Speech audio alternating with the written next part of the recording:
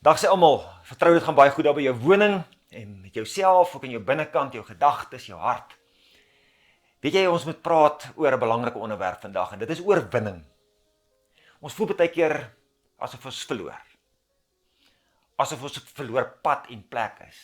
En dit is regtig nie so nie. As kinders van die Here wat glo in die lewende God, moet ons weet, ons verlosser, ons oorwinnaar lewe en ons saam met hom. Ek wil herinner aan 'n donker, baie donker tyd in Europa, van 1939 tot 1945, toe die Tweede Wêreldoorlog aan die gang was. En Hitler en sy nasies letterlik bo oor Europa gestoomroller het. Dit was 'n donker tyd vir baie mense. Daar was 'n donker toekoms vir mense in Europa. En in die donker tyd kom 'n klomp vroue bymekaar wat genoem word the Congress of Allied Women. En hulle formuleer 'n slagspreuk. Hulle formuleer 'n standpunt. Hulle formuleer 'n stelling. Hulle sê almal moet hulle eie maak. En dit uitleef. So die slagspreuk is: dink oorwinning. Glo oorwinning. Preek, praat, spreek oorwinning. Leef oorwinning. En ek dink dis baie van toepassing op ons almal. Daai is miskien 'n politieke of 'n kulturele konteks, maar hulle het geweet daar kan 'n oorwinning plaasvind. Hulle het geglo daar kan 'n oorwinning wees. En daarom sê praat dit en leef dit. Want as jy dit nie doen nie, wat gebeur dan gaan jy verloor. So ook jy en ek in omstandighede, jy ken jou eie omstandighede, jy voel dalk soos 'n loser, jy voel dalk nie, maar jy is op die verloor pad en dit gaan nie baie goed met jou nie. Dat jy moet besef, jy het 'n verhouding met God. En hy is die lewende God, die skepper van die hemel en die aarde. En hy het jou gekies, jy is sy kind. Hy ken jou by jou naam en jou van jou adres en al jou geskiedenis ken hy ook. En ten spyte van dit alles, sê hy vir jou, hier bied ek vir jou my vriendskap, my vergifnis aan en ek gee vir jou die ewige lewe. So ons het alle rede om as kerk oorwinnaars te wees en 'n oorwinnaars gemoed te hê. Sonder om windie te wees, gaan glad nie oor arrogansie nie. Dit gaan oor net weet wie jy is, wat is jou identiteit. En ek dink in die tyd waarin ons leef nou, waar mense se geloof taan en waar mense se geloof ontspoor, waar twyfel hoogtyd vier, waar mense amper daar's 'n verduistering is tussen mense en God en 'n godsverduistering is, dat God nie so duidelik in mense se lewens sigbaar is nie en daar twyfel is oor God se ingryp en God se krag en God se oorwinnaarskap in 'n tyd soos hierdie. En ek dink as kerk moet ons mekaar daaraan herinner vandag. Ek moet jou herinner, myself vandag herinner. Ek sê altyd ek preek eers vir myself. So ek moet ook en jy moet ook en ons kerk moet ook oorwinning dink, oorwinning glo, oorwinning preek, praat, spreek en oorwinning leef. Mag die Here vir jou seën daaraan om dit reg te kry. Nou, daar's fantastiese gedeeltes in die woord wat praat oor Jesus Christus, God se oorwinning wat dood eenvoudig staan, wat vandag nog staan en wat vir ewig sal staan. Dink byvoorbeeld aan 'n baie mooi gedeelte in Romeine 8. Lees hom 'n bietjie op jou eie tyd. Waar Paulus, die apostel Paulus, wat 'n fantastiese toniek vir my is om na te luister en van te lees. 'n Ou wat in baie moeilike omstandighede, met teenslae, met jaloesie, met versoekings, met aanvalle op hom, dat hy steeds kan getuig van persoonlike oorwinnings wat hy danksy die Here en saam met die Here en die Here se krag behaal het. Jy ken ook die beroemde vers 37 van Romeine 8 wat sê, ons is meer as oorwinnaars deur hom wat vir jou en my lief is. Ons is meer as oorwinnaars deur hom wat vir jou en my as sy spanlede gekies het. Jy weet, ons ken nie oorwinnaars van die wêreld, 'n ou wat 'n ander ou se kakebeen kan breek in 'n kruit, nê, of 'n ou se skouers vir die telling van 3 kan vaspen in 'n stoeikruit, of wat wêreldbeker kan wen en die koppie oplig. Ons ken nie oorwinnaars van die wêreld, maar hier word sê ons is meer as oorwinnaars, ons is super oorwinnaars in die wêreld. So hierdie oorwinning staan. En ons moet dit vier, ons moet dit gryp, ons moet dit dink, ons moet dit glo, ons moet dit spreek en praat, en ons moet dit leef. Nou, ek wil miskien vir jou 'n bietjie terugvat en op 'n ander manier jou herinner aan dit wat gebeur het Paasnaweek in Jerusalem, toe Jesus Christus gekruisig is. Dink vir jouself, die disippels, die vroue, die volgelinge van Jesus Christus, wat 'n ontsettende, hartseer, skokkende, teleurstellende ervaring was dit vir hulle toe Jesus Christus, dat hulle absoluut hulle hoop is, wat hulle koning is, wat hulle oorwinnaar is, dat hy doodgemaak word, dat hy sterf. Wat dink jy, wat was die koerantopskrifte in Jerusalem, daai Saterdagmôre? As daar koerante was in daai tyd, dan het die koerantopskrifte miskien so gelyk. Jesus oorwin.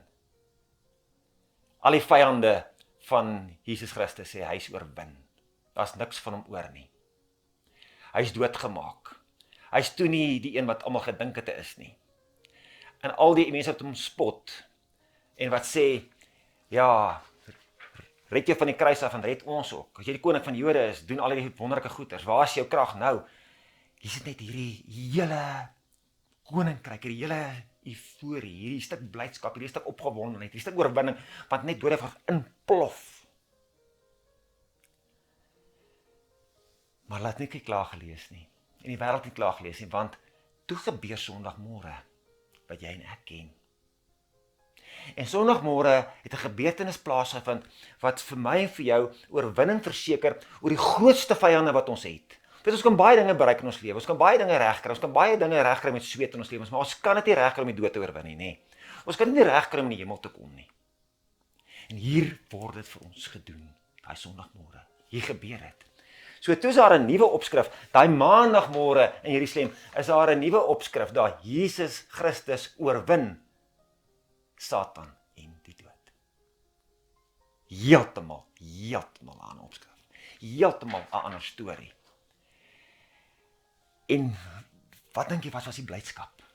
Wat was die vreugde? Wat was die opgewondenheid daar in Jerusalem? Toe Jesus Christus die nuus oor hom almal bereik, dat hy het oorwin oor die Satan en oor die dood. En ek dink as daar uitgenooi was, as uitgenooi daaroor berig, en ek dink as daar 'n Times tydskrif of 'n National Geographic Channel was op die TV, dan het hulle hieroor berig, en ek dink daar sou boeke daaroor geskryf gewees het. En daar's nou so flieks daaroor gemaak geword het daai tyd, wat ook al tussen baie gebeur het. Nou van fliek gepraat, kyk jy partykeer dieselfde fliek oor en oor? Ek dink so. Ek sal sê, ek sal die 2019 wêreldbeker wat Suid-Afrika gewen het, ek het hom al seker 5 keer gekyk. Of jy sal sê, ek het iemand nou gevra, wat 'n fliek kyk jy graag oor, sy sê, Sound of Music, miskien die ouer garde sal dit nou ken. Of, ek het nog voordat die wonderlike kunstenaar, sanger, Teens Jordaan oorlede is, het ek 'n Jakkas dansfliek van hom, die enigste fliek waarin hy gespeel het, ek ook oor en oor gekyk. Nee, ek is nie 'n fliekvlooi nie, ek is die ou wat baie tyd het om te fliek nie, maar ek het daai fliek al 'n paar keer gekyk.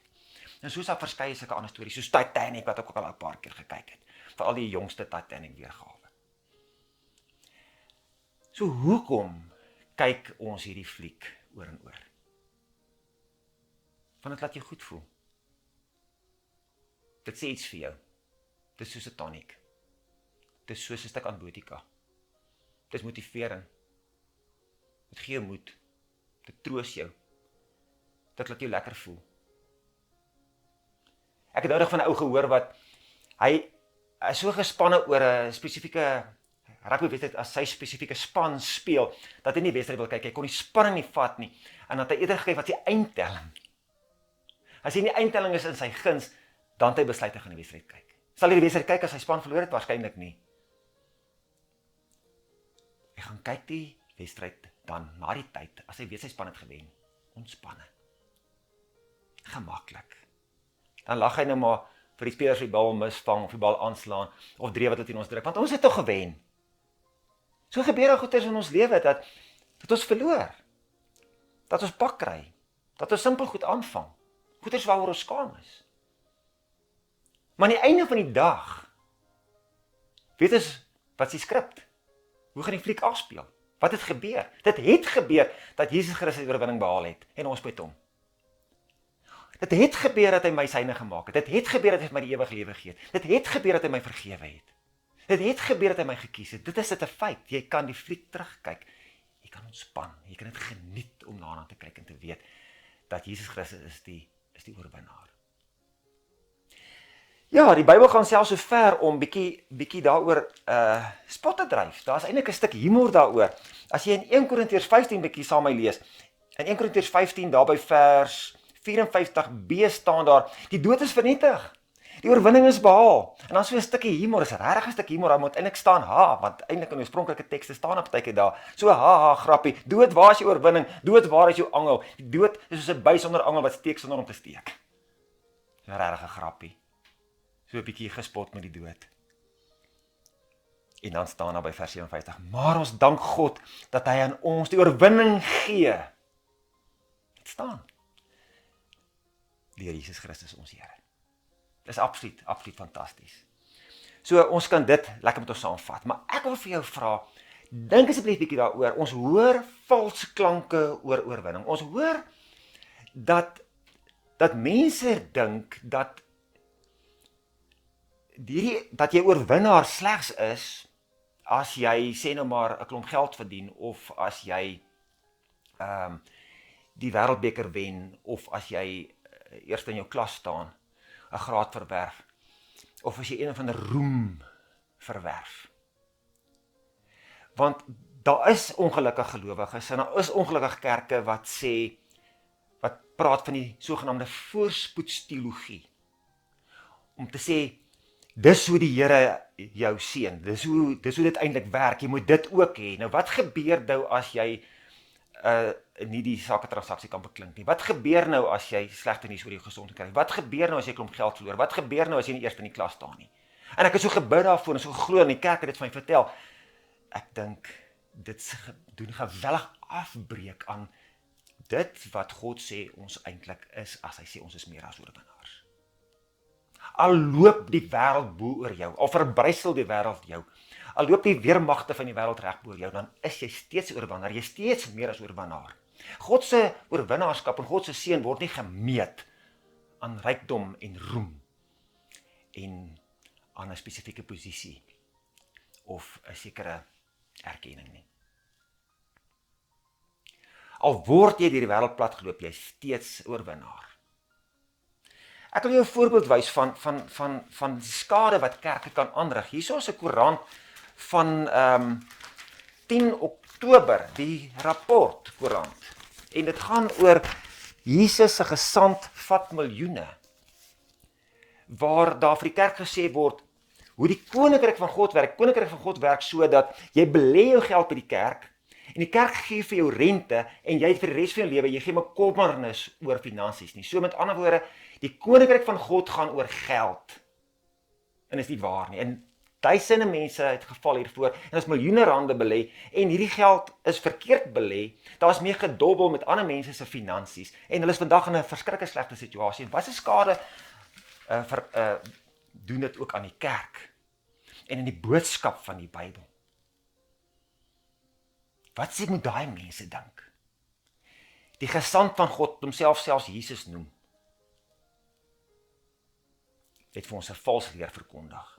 En ons het finansiëel alles verloor. Ons het ander mense ook kyk vir brood op ons tafel en vir 'n dak oor ons kop. So, kom ons kyk na die Bybelse figure. Byvoorbeeld Job. Job het alles verloor, maar sy geloof behou.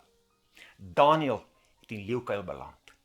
Paulus is in 63 na Christus vir sy geloof onthoof in Rome. Ou soos Petrus is onderste bo gekruisig, ook iewers in Rome, vir sy geloof.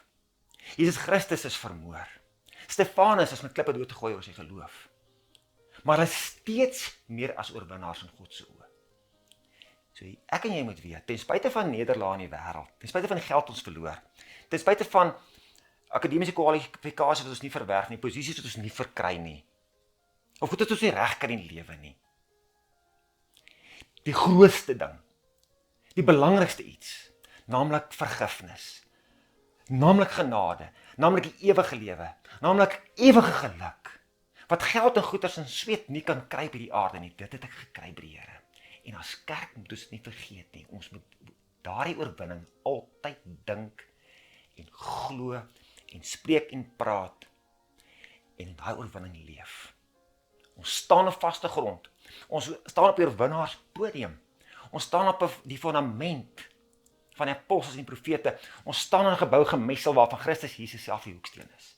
Lees gerus 'n bietjie daaroor weer in 1 Korintiërs 15, in Romeine 8 en ek wil jou nog 'n gedeelte bygee. Lees gerus 'n bietjie daar in Kolossense 2, hoe mooi is dit. Mag die Here vir jou seën daarmee dat jy sal weet ek is meer as oorwinnaar deur Jesus Christus wat my liefhet en my gekies het, ten spyte van my aardse teleurstellings. Mag die Here vir ons seën daarin. Kom ons bid saam.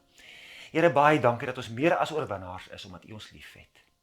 Dankie vir die genade en vir die oorwinning oor die grootste en belangrikste goeder wat ons op aarde self nie kan regkry nie.